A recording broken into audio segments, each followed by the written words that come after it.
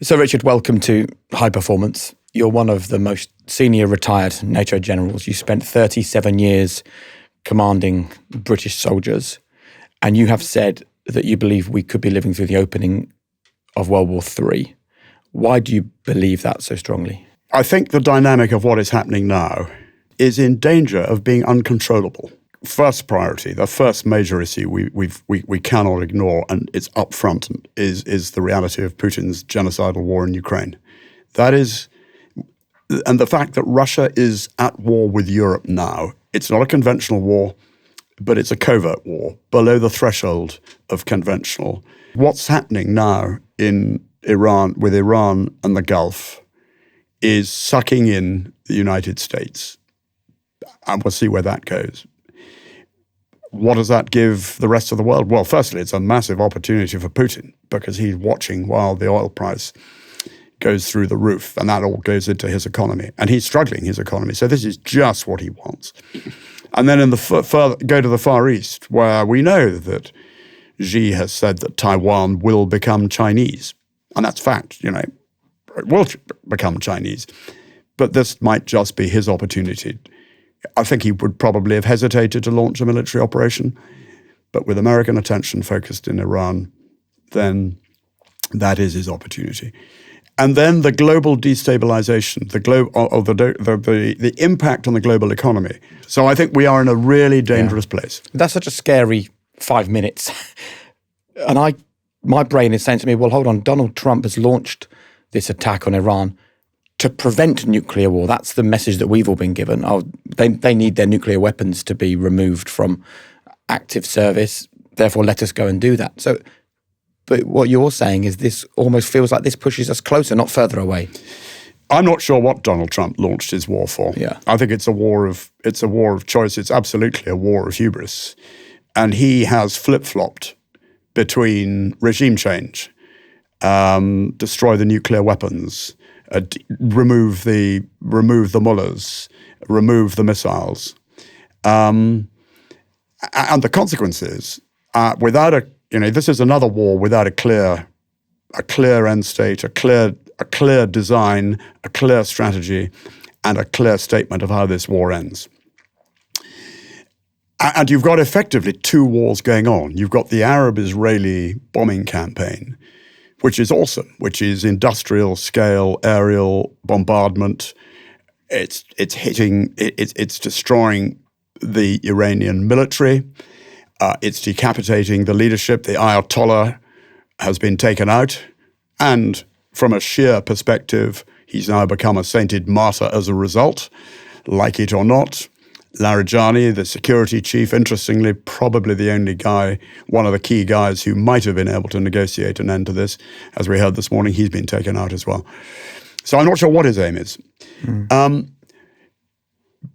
But the Iranian war is pretty canny because they know they can't match America and Israel for strength. But they've still got a whole lot of cheap drones which they're launching. Trump has launched a regional war here with the Iranian response whacking Gulf states willy-nilly. But now, of course, as well, just by closing off the Strait of Hormuz, Trump doesn't know what to do. He's got two options. One is launch a major military operation to reopen the Gulf. Boots on the ground. I can't see how you do it without. How do you control? You've only got to look at the TV shots. I've not been there, but you've got to look at the TV shots of that rocky coastline, desert, uninhabited, really inhospitable. All it takes is a couple of guys with drones to close it off. Yeah, we heard last night that they've been bashing the missile batteries. Do we know about that? The only way you achieve really decisive effect in war is on the ground. And yet again, you see, the Americans and Israelis thought they could achieve all this by regime change. I think the Israelis are pretty simple. They just want to hammer Iran. They don't give a damn about what the consequences for Iran are. And if it turns Iran into a failed state, the Israelis, they know that Iran has been an existential threat to Israel ever since the revolution in 1979. So they're not fussed about what comes out of Iran. They just want to see Iran basically neutralized and, if necessary, destroyed. I don't think the Americans believe that's in their interest. But the consequence of bombing, I mean, you're not going to achieve regime change by bombing. What's happening is the mullahs are hunkering down. The IRGC and the militia are establishing even tighter grip on the population. And if you were Iranian and you'd seen what the regime did to you and your friends and your family in January when thousands were massacred, are you going to stick your head above the parapet? You haven't got any means of doing it. You've got no leadership. You've got no organization. Probably not. So that's why I say the regime is, however damaged it is hunkering down and it's surviving. And, this is no surprise. I mean, you've only got, here we are in London. What happened in London in 1940-41 with the Blitz? British spirit, Londoners' spirit became even stronger. The same happened when the Allies tried to destroy German civilian morale in the alliance in the bombing campaign later on in the war. It didn't break German morale. And look at what's going on in Ukraine. That's not breaking Ukrainian morale either. So coming back to your question, I can't see how you can open the gates, the Strait of Hormuz without a major combined arms operation, which could easily require boots on the ground, troops. And indeed, what are the Americans doing? They've got a Marine Expeditionary Unit steaming all the way from Japan to join the fight. So what we've got here is America surprised by the Iranian response. And that says to me there's been a fundamental failure by the Americans to wargame the impact, the likely impact of their operations. And that is, frankly, it's Billy basic stuff. Any military commander knows that before you launch an operation, you wargaming it. You set up a red team to represent, to role play the enemy or anybody else who can screw up your plan. And you put your most free-thinking and anarchic people into that team. And they ask the really difficult questions. If I do this, well, this is what we're going to do to you. And the Americans don't appear to have done that because they haven't thought through the impact of a regional war. And they clearly did not think that the Iranians would close off the Strait of Hormuz. The other alternative, the other course of action, is Trump just walks away. He realizes he's over a barrel. He declares victory, and he walks away. The only thing is it won't be victory because while the Iranians hold the Strait of Hormuz, they've got all the cards. They're winning. And if Trump walks away from this, he will be seen as the man who was defeated by the Iranians. I'm intrigued by the wargaming reference that you made there. Would you explain a little bit around what effective wargaming is? It's a tried and tested military technique. And actually, it's just as relevant in business as well. Okay. And what it does, it's about, you do your planning, your plans support a strategy, and it may look wonderfully sophisticated. And you sit back and think, well, I've got a great plan. But as we know, as Mike Tyson said, everybody's got a plan until they get punched in the mouth. And Trump's been punched in the mouth here. So what do you do to avoid that? Nobody can foretell the future. And you might have the most sophisticated risk management process with lots of charts and spreadsheets with risks colored in red and amber and green and mitigation measures, etc. But nobody can tell the future. Nobody can crystal ball unless you're a sort of, a seer or a prophet. So what do? Wargame. And that's where you set up it's quite in the military, it can be quite a formal process, or it can be a relatively simple whiteboard process. But in the military world, you'd set up a red team, normally led by the head of your intelligence organization, who'd bring in a number of people from within the headquarters to represent to think enemy, because that's what it's about. It's about thinking, if I do this, what's the enemy going to do to screw up my plan? And then you go through the plan in a systematic way, a bit like a chess game. I move here, right. If you move there, red team, the enemy, role play, say, well, if you do that, this is what we're going to do. And then you realize, hey, that's not clever. He's caught me out. So I go back to my planning and think, well, in order to avoid that, this is what I've got to do. Okay. And it's a brilliant way of testing your plan in a safe-to-fail environment. It doesn't matter if you get it wrong. In fact, it helps if you get it wrong, because you can then put in place measures to ensure that when you do it for real, you don't get it wrong. I don't really understand, though, how we've ended up in a position where the so-called leader of the free world, Donald Trump, the commander-in-chief of the American armed forces, has not fully wargamed this. It is such a human condition to underestimate your opposition or to underestimate your enemy. Did you ever suffer with it in your career? And if you did, how did you ensure that you prevented it from? I experienced strategic failure, and it's relevant to the Middle East, of course, because this is Iraq. It's 2006, and I was commanding the 3rd Division, and the divisional headquarters was sent to be the divisional headquarters commanding the multinational division in southeast Iraq, which covered the 4 provinces of southeast Iraq: Basra, Muthana, Meizan, and Ikar province. And I went out on we took over in July. I went out in May with my close team from the headquarters as on a reconnaissance to get a feel for what was going on.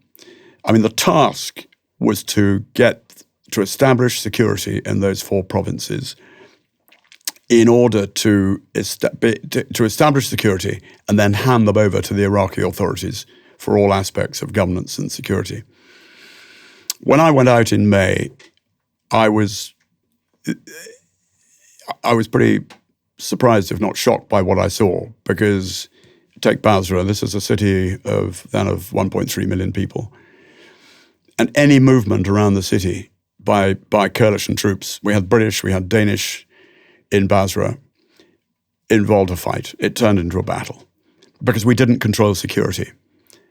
And that was a surprise and a shock for me, because my first operation tour was Belfast, 1978, in West Belfast, where the army had effectively a brigade of three battalions, so call it 3,000 people, 3,000 soldiers on the ground in West Belfast to counter the IRA. I'm not going to get into the wheres and wherefores of this, but this was the way it was, and the security was tight.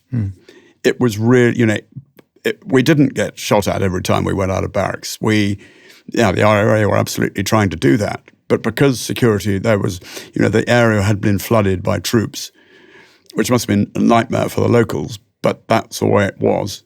So Basra was completely different.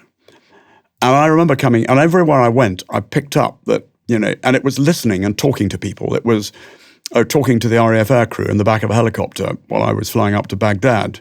It was talking to soldiers and NCOs on the ground. It was talking to commanding officers on the ground. We just didn't have the troop levels. And there was a sort of spirit, there was a sort of defensive, hunker-down spirit, as if we weren't prepared to get stuck in and establish security. So we came back and we worked through a whole lot of plans with my small team, and we decided that the only way we were going to regain security was by launching an operation to regain security, because otherwise we were facing mission failure. Yeah. And it wasn't going to be a question of just blasting in, because you can't do that. You've got to think it through quite carefully. And we worked it through with establishment of security. And then, of course, what you've got to do is try and win the hearts and minds. You've got to recognize that everything you do has got to be looked at through the eyes of the people you're operating amongst. Because if you alienate the people you're operating amongst, you're gifting the advantage to the adversary. And the adversary here in Basra at the time was a highly organized, Iranian-backed, Iranian-trained, Iranian-equipped militia. And this was a proxy war against Iran in Basra. So, we put together this operation for which we needed reinforcements in order to surge.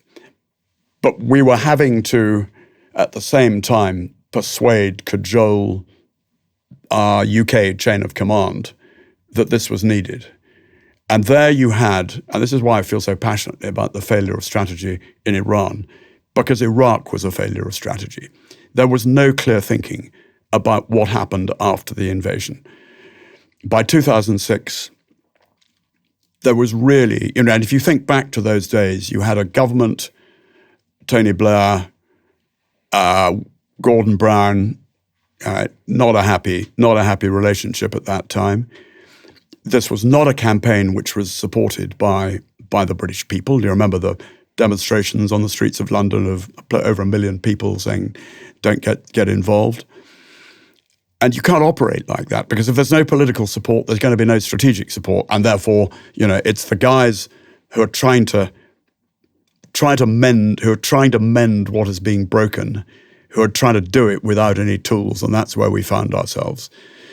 And so we launched the operation, et cetera, but it did not succeed. And it didn't succeed not because I don't think we were never bettered in any street fight, because the British soldiers are just second to none, frankly. And I can't speak highly enough of them. But because we didn't have the resources, because we were not given the political cover, there wasn't genuine political will to resolve it in Whitehall, we ended up with a bit of success, but not as a bit of tactical success.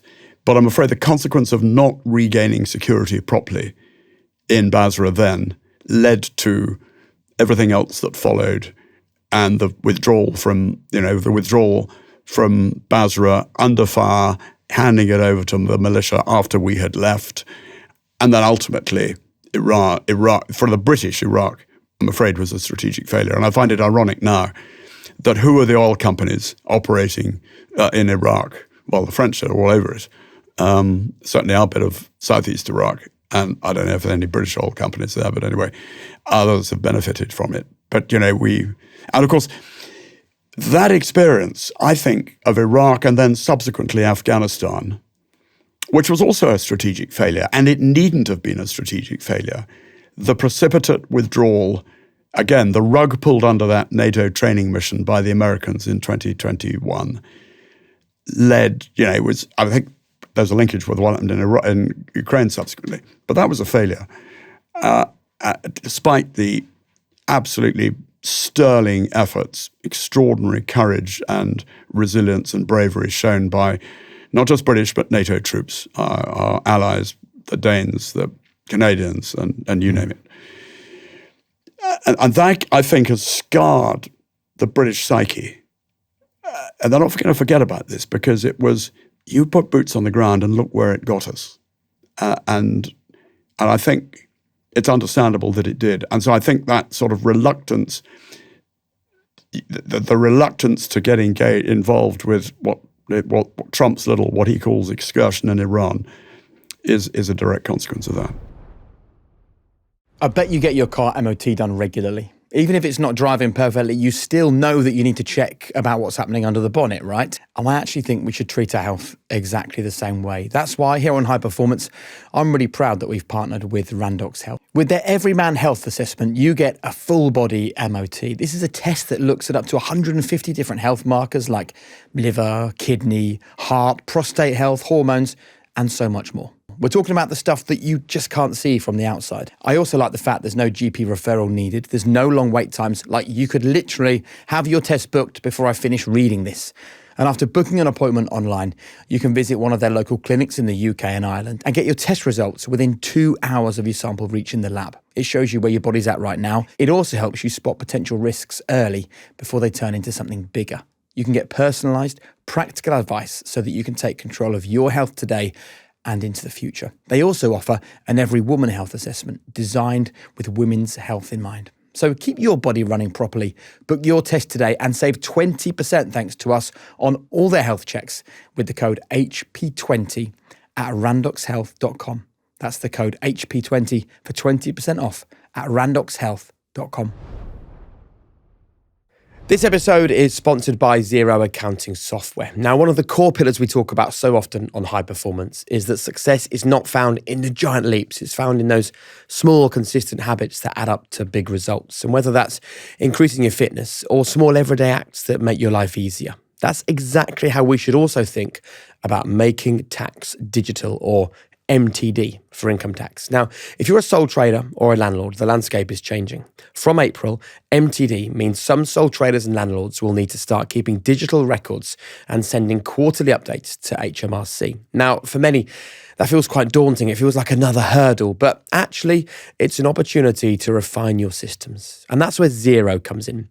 Xero is HMRC recognised accounting software that turns tax from a stressful once-a-year scramble into a steady, manageable routine. It's about moving away from the last-minute mindset and embracing the real-time picture. By connecting your bank so transactions flow in automatically, snapping receipts on your phone whilst on the go, and seeing up-to-date views of your financials, including an estimated tax bill after every update, you aren't just meeting new rules, you're gaining control.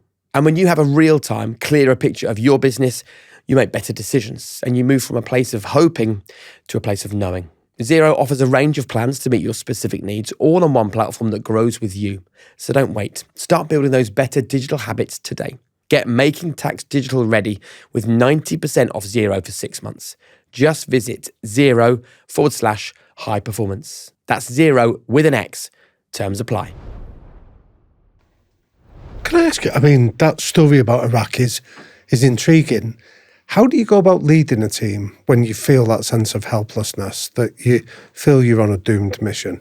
I didn't feel I was on a doomed mission. I was determined we could do it. You've got to show confidence. You've got to be clear. I mean, and it's about morale. And if I can just, the great Field Marshal Slim, who commanded the 14th Army in Burma, he said there are 3 components of morale.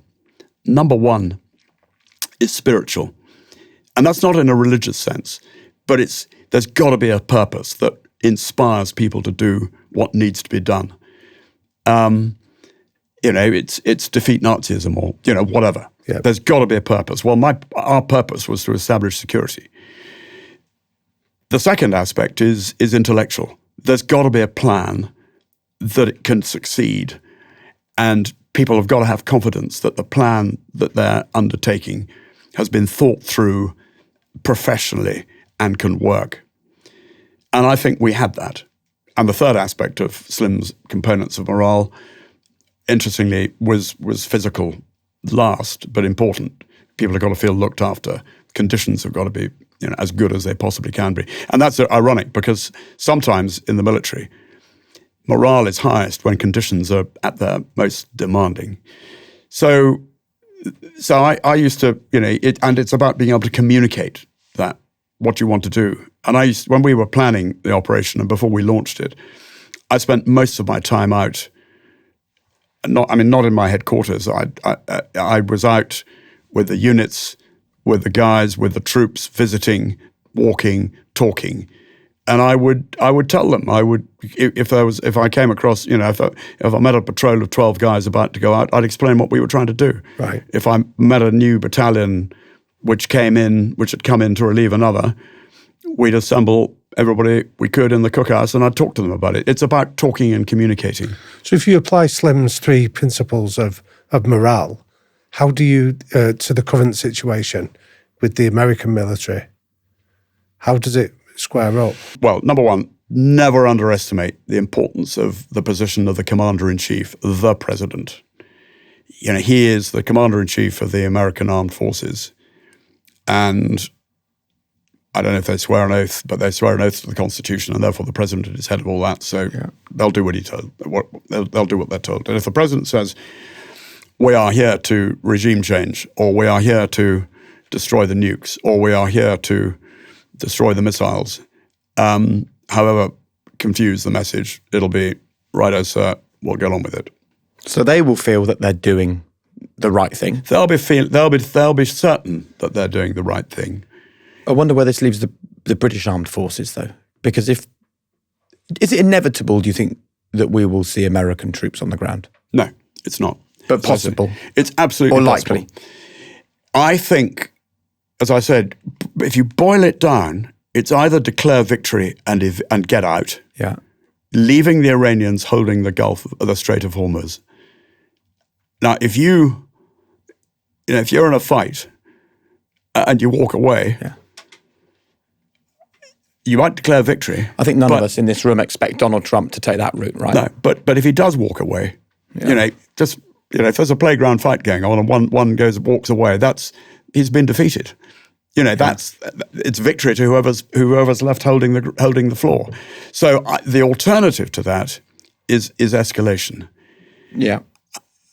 Because I can't see a stalemate going on indefinitely. And then I wonder what the impact is then on the British armed forces, because the Americans will be getting the message that they get from their president and from their people that this is the right and proper thing to be doing. I think the message that the British armed forces might be hearing from our media and from our conversations and from our Prime Minister is quite different. So what happens if our armed forces get sucked into a similar position and we have to put boots on the ground? NATO has to get involved in this conflict. Well, then you're into the sort of...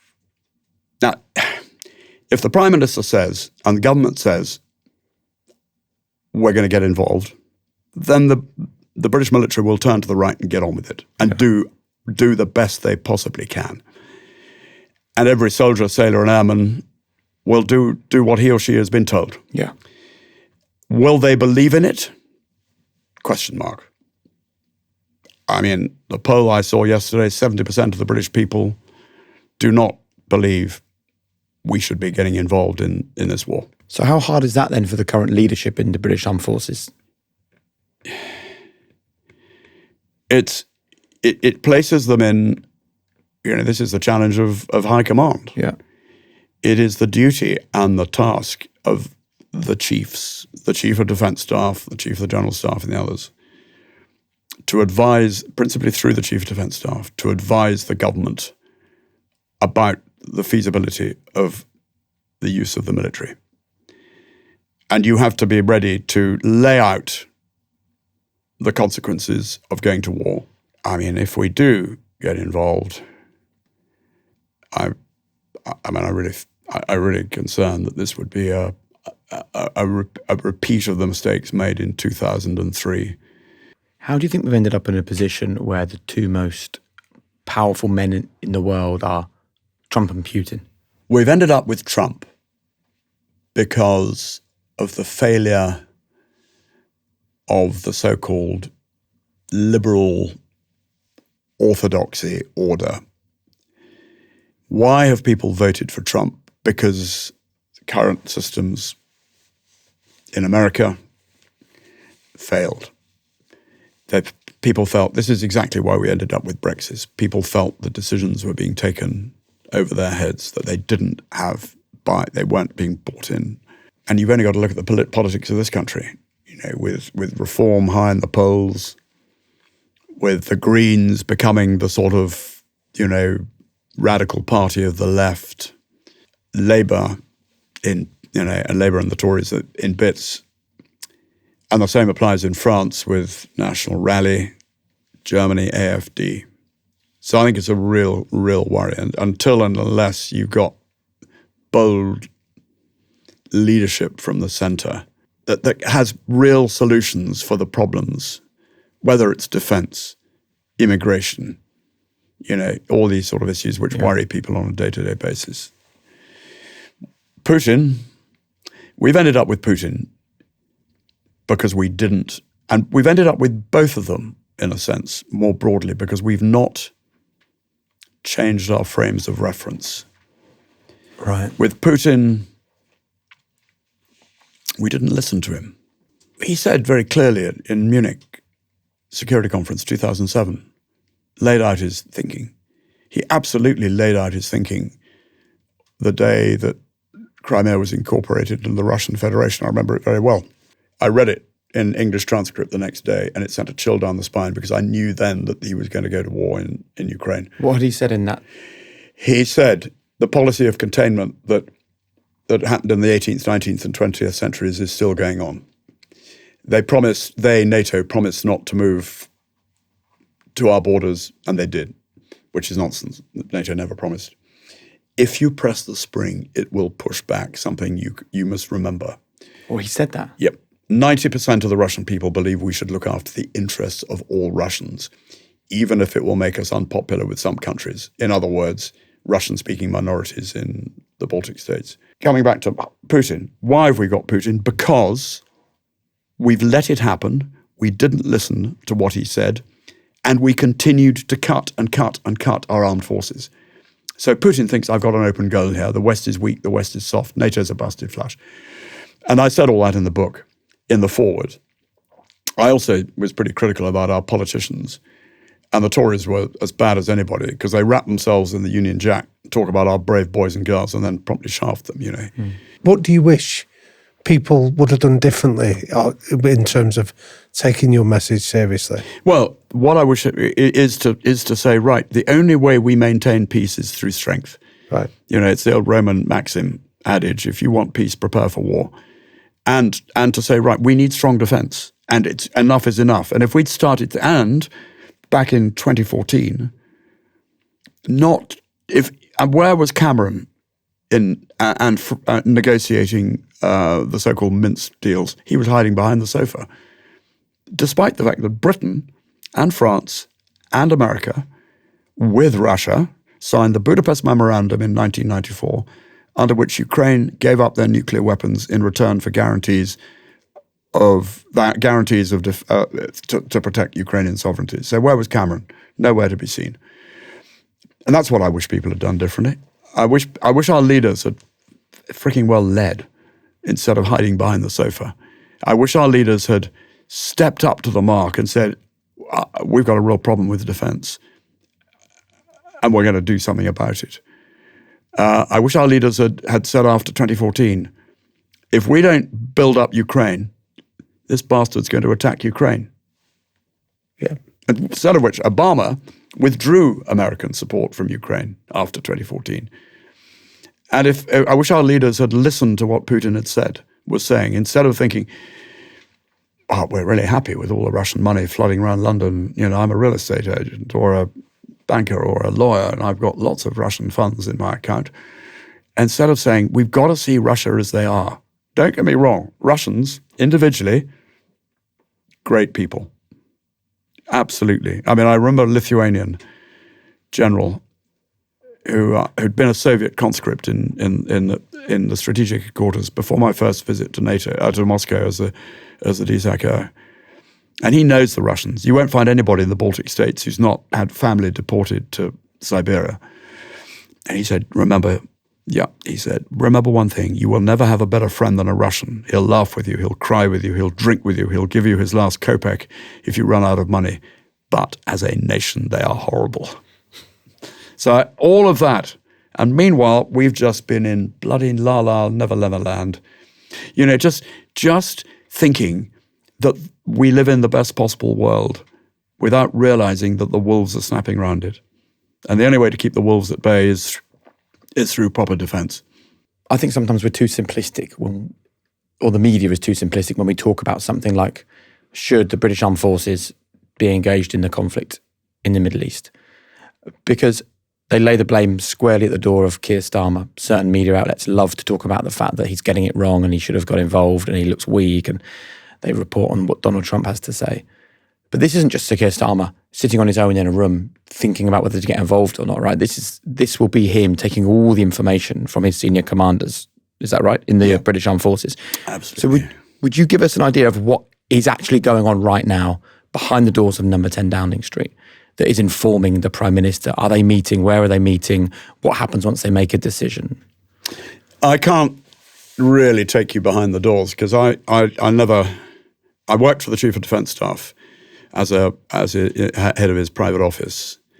So I can base it on that experience. And I think what you'd find is regular communication and regular meetings in the Cabinet Office briefing room, the so-called COBRA meetings, assessing the situation and looking at options. And I've no doubt that there will have been, the MOD would have been pretty busy looking at what the potential courses of action are, because they'll have been told by Downing Street, give us some potential courses of action. What are the options? And they will have done that. Yeah. If you decide to do this is what we could produce. These are the pros, these are the cons, etc. for every course of action. But ultimately, of course, it is a political decision. And that is the essence of civil control of the military in a democracy, and that's what it's about. This is the moment where the Prime Minister This is what the Prime Minister's paid to do. He's paid to lead. And leading is about making decisions. But he will have absolutely taken wide counsel, not just from the Chief of Defence Staff representing the military, but his political advisors and his cabinet colleagues. So will you tell us, as somebody that's led troops up to 20,000, when you make a decision like this, you take all the information in, you red team it, and you go through the processes. What are the kind of questions you ask yourself before you make a final decision? People think the military is a very sort of hierarchical, if not dictatorial, and the big boss says, this is what we're going to do. My experience, it doesn't work like that. It is about talking and discussing as a team. And when we were putting together this operation in Basra, we start with the reconnaissance. I go out with my immediate team, Chief of Staff, Deputy Chief of Staff, our advisor, 2 or 3 staff officers, and we'd meet every evening. And we'd all go off and do different things. And then we'd share our thoughts at the end of the day. And gradually, we're beginning to realize that this situation is turning into a crock of what's it here.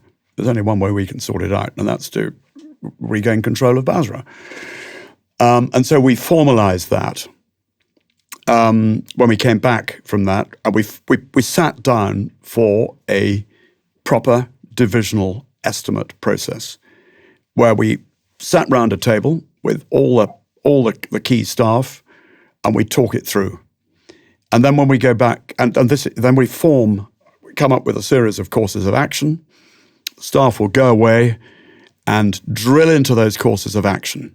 Pros, cons, advantage, resources required, risks, etc., etc. When we got out into Iraq, the first thing was to establish, has the situation changed? And that requires getting out on the ground and going through almost the same process. And then, we say, right, okay, no, it's very clear. The situation has not changed. Our original estimate process was right. We need to mount an operation. So we go through the detail of that. And that is a consensual process where everybody's round a table, and it doesn't matter what rank you are. You can be a major, you can be a major general. I mean, the rule I always used to say was that rank has no privileges in this discussion because you're trying to harness the brains, the genius of everybody. Barack Obama used to speak about the rule of 51% because he could never have certainty in a lot of his decisions. So he'd say as soon as 51% feels like the number, as soon as it's more one way than the other, that was enough for him. How would you judge after all the information's been disseminated and everyone turns their eyes towards you in the room and you have to make a decision? What would you decide internally to come to the right decision? I think so much of it is based on intuition. Yeah. I mean, there's a great line from Lawrence of Arabia in his book, 7 Pillars of Wisdom. And he was an archaeologist and an Oxford academic who co-led the Arab Revolt. He had no military training at all. But he said 9/10 of tactics is teachable in schools. That's the science of war. Yeah. That is the how you do it. But the elusive 10th, the test of generals, is like a kingfisher flashing across a pool. I think it's just brilliant because it is that intuition, sudden flash, got it. That's how I made decisions. The intuition, the flash, that sort of sense of, that's what we got to do. Did you know that Seattle has been living and breathing soccer for decades? So way back in the 70s and 80s, the city welcomed global icons like Pele to the pitch. And in that city, it sparked a love for the game that I think has never faded. And I've travelled around America a lot, and I see such passion in Seattle. And now they're about to shine on the world stage because the World Cup is in Seattle in 2026, where you've got a city and the stadium is just steps from downtown. It's so cool. And it's not just convenient, it's also iconic. This is built with the World Cup in mind, this stadium. It's famous as one of the loudest in the world, home to the Seattle Seahawks and the Seattle Sounders. So you can walk out of that match and you can go straight into the buzz of Seattle life. And we're talking craft beers, beautiful wine, incredible food. The coffee culture is something that I love in that place. It's not just a World Cup destination. We're talking about a city built around football fans, and it delivers an amazing experience. So if you want to feel the experience in Seattle, discover more at visitseattle.org and start planning your perfect summer of football. Hi there, it's Jake Humphrey here, and our podcast, High Performance, is currently brought to you by Volvo and the fully electric EX90. The Volvo EX90 is a large, fully electric SUV, perfect for the family, with 7 seats, there's loads of room for everyone, and with up to 378 miles of range, it's great to keep the journey going. It's also reassuring to know the EX90 is designed to be the safest Volvo car ever made, and the fast infotainment system is perfect for seamless connectivity, so you can keep the music playing the whole time. What more would you want? Search Volvo EX90 to find out more. Electric range may vary based on driving behaviour and conditions. Are we going to be in a position where the Prime Minister needs to make a big decision about conscription? Now you're getting onto a really tricky one. The only way we maintain peace in Europe, for our generation, for my grandchildren's generation and your children's, is through effective military deterrence. Nobody wants a war. We've got to do everything we can to avoid a shooting war. We see what a shooting war is doing to Ukraine for the last 4 years. And let's be clear, if Russia succeeds in Ukraine, they will try it on in the Baltic states. And if that happens, we're at war. The only way we deter that is through effective military deterrence. And that means we've got to demonstrate to the Russians that we are ready for anything they want to throw at us. And this is a regime defined by war. Putin came in as president in 1999 on the back of arguably engineering the destruction of the blowing up of apartment blocks by so-called Chechen rebels, probably done by the FSB. Chechnya, Syria, Georgia, Ukraine, Crimea, and now Ukraine. And he's got to continue the forward movement. And you then say, okay, if we need effective deterrence, what does that mean? It means we've got to be ready for war in every respect, rather as we were in the Cold War. Life went on in the Cold War, of course it did, and we flourished and had peace, but we had a military that was strong. We had home defense that had been thought through, civil defense, we had et cetera, et cetera. We've got nothing like that. The British Army, Air Force, Navy, as you saw, HMS Dragon has finally got to Gibraltar 2 weeks later. In 1982, with the Falklands, the Navy got 140 ships out of the door within 4 or 5 days. That's how things have gone.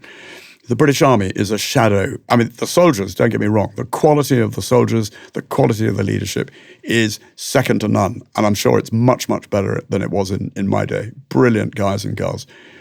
But do they have the kit? Do they have the sustainability? Have they got the endurance? The answer is no. The spares, kit, bullets, bombs, all the stuff. Manpower. Army have meant to be pegged at 70,000. But they can't, they're struggling to attract recruits for that. So I have said on a pretty frequent basis that I think we have to think the unthinkable. Now, I know this is anathema to any professional soldier, and nobody wants conscription. But when you look at the way the Finns do it, a population of just under 6 million, they can get 280,000 soldiers out of the door at short readiness, because they have universal male conscription, and everybody who serves for whatever it is, 9 months or a year, depending on whether you become an NCO or not, or an officer, has a reserve liability. So you can get 280,000 soldiers ready to fight. The Finns could deploy 200 of the latest variant of Leopard 2 tank at short notice. The British Army couldn't begin to do that. You look at the way the Norwegians do it. They don't have universal conscription, but what they say is the Ministry of Defence issues an annual quota, say we need 10,000 school leavers for a year. They start with asking for volunteers, and people volunteer because they know that if they do conscription, firstly, they've got to have been selected. So the MOD, the Army, Navy and Air Force, will take the very best school leavers everybody registered. They'll look at their school reports and say, well, I want him, her, and her, because they're the best. So they do their year's conscription. They then go on to university after that. And when they leave university and look for jobs, because they've got, I did conscription on my CV, that's a badge of honor. Employers say, well, I want you did conscription, you must be better than him or her, because he or she didn't do conscription. Yeah. So you see what I mean? I think the natural British default setting, conscription, it's hairy battle dress, peeling spuds in some Nissan hut in Catterick in a freezing wind. We've got to be more intelligent than that. So I think we've got to think about it. Now, the flip side of that is that we don't need the same sort of mass. I'm not sure. Warfare is bloody and it's expensive, and the Ukrainians are facing chronic shortages of manpower. But it's also true to say that with the sort of weapons and technology that characterize warfare today, you can be more economical with your manpower. Use of robots, use of drones. You're moving into a different world, but it's also a world where there is still a requirement for legacy equipment, guns, tanks, ships, planes, etc. Is there not also an argument that we are naturally negative about the concept of conscription, yet at the same time we talk about young people needing more resilience, about not putting themselves at the center of their world and putting others first, about creating unity, about leaning into other people, about emotional intelligence, about self-control, about the importance of hard work? Is there not an argument that actually conscription would deliver all of those things for young people who are leaving school in the UK? I think there is. I think citizen service is absolutely a concept we should be thinking about. I'm fully engaged. And I think that all those things, you look at, look at the British Army. Our guys and girls, they can come in they might join as a 16-year-old, go to Harrogate. They might come in as 18-year-old. And let's be clear, some of them, many of them come from some pretty difficult areas. And life has been quite tough for them. If they do 22 years, or maybe they do longer, they've grown as people. And these are, they're quality people coming in. But my goodness me, after 22 years, they've become even more. Yeah. They're great, even greater. And I think you could come up if you go down the Norwegian line of, say, we'll have a quota that goes to the military, but you could as easily say, we'll have a quota that goes to the NHS. We'll have a quota that goes to, farming, or you name it, different sections of society. So that, because I think the notion of giving back is something that, I'm not one of those who says, generation, whatever it's called nowadays. No, again and again and again in history, our British young people have risen to the challenge. We've always said, I think, in history, the current generation's the weakest. That's always been the narrative, and it's nonsense. I don't subscribe to that. I think they're bloody brilliant, but they just have a different way of looking at things. So I think we've, but giving an opportunity to contribute will make stronger society, a more inclusive society. If you talk to people who did conscription in the 50s and 60s, you'd find, you talk about, social, everybody sort of getting together. You'd find a chap from Eton bedding down in a barrack room next to, a miner's son or a train driver. You get everybody mucking in together like that. I think is got to be good for society. And is there a way, do you think, of finding a route to that? Or do you think that the modern world, the modern way of thinking, the position that the government have at the moment just makes it something that is very unlikely to happen?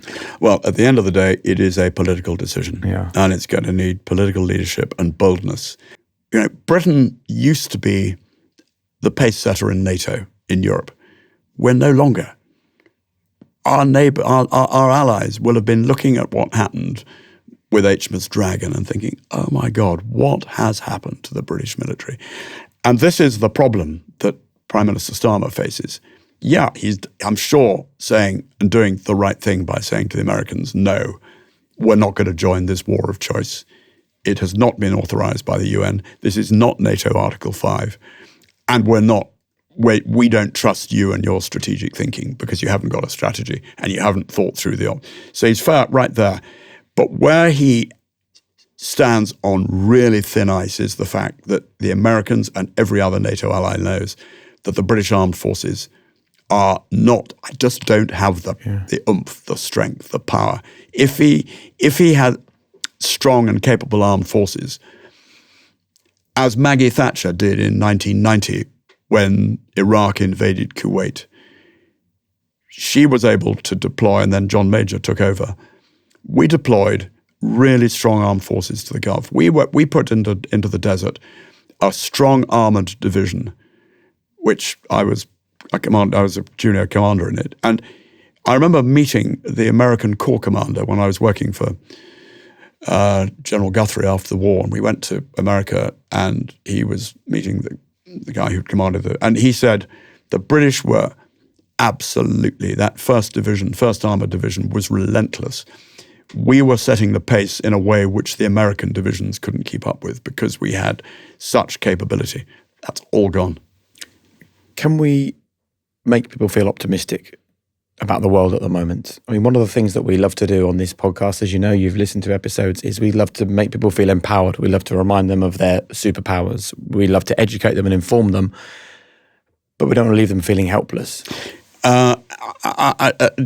Absolutely, we can be optimistic because we've got people, we've got the capabilities, we've got the genius of, you've just got to look around, the creativity and ideas and genius of British society, whether it's arts, whether it's media, whether it's sport, whether it's technology.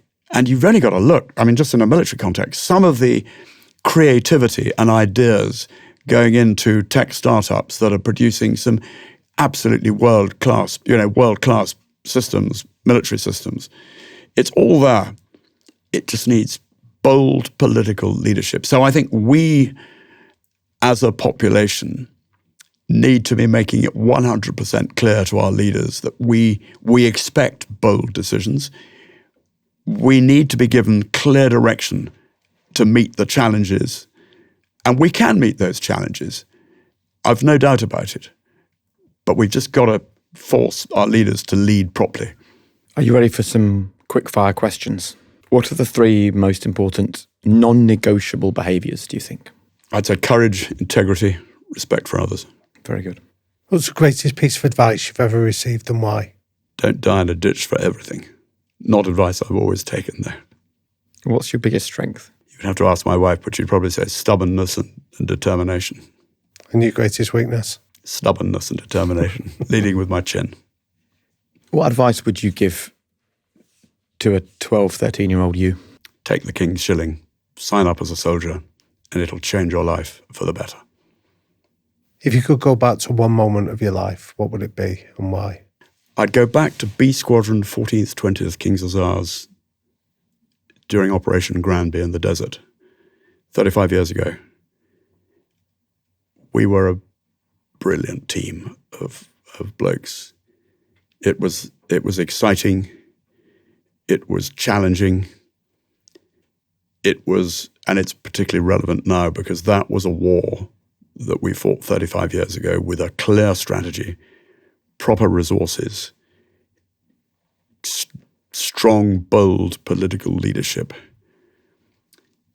and a limited aim which we succeeded with minimal casualties. So I think back on that as nobody wants to fight a war, but that if you've got to fight, that was the sort of war to fight. And finally, for people that have listened to this incredible conversation, what would you leave them thinking about what a high-performance life looks like? I think it looks pretty ordinary, really. We are, anybody who's is a human, and I don't necessarily I can't begin to count myself among the luminaries and the people you've had on this So I'm a bit surprised to be here. But no, it's about family. It's about strong family, close relationships, friendships, and feet firmly anchored to the ground. Brilliant. Thank you so much. Thank you for having me.